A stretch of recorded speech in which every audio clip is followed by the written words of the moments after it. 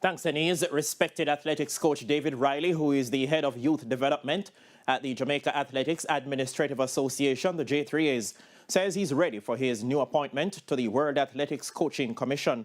Riley says his years of experience in the sport of athletics has adequately prepared him for his new role.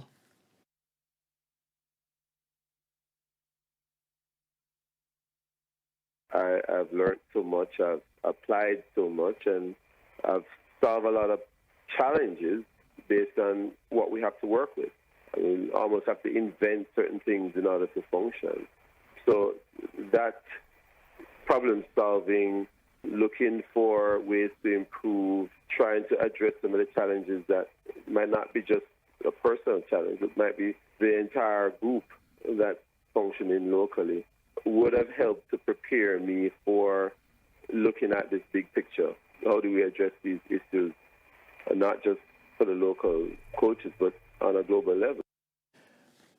And Riley is also looking forward to using his appointment to help improve on structures already in place locally and across the Caribbean. Revive the Coaches Association in Jamaica, and very active and functioning. And we just want to make sure we continue that work.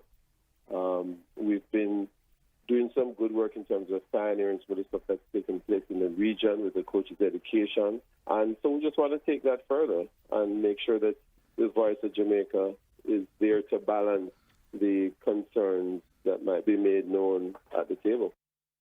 Riley was speaking on Hits 92 FM's Sports Grill on Tuesday. The World Athletics Coaching Commission induction ceremony will take place next month.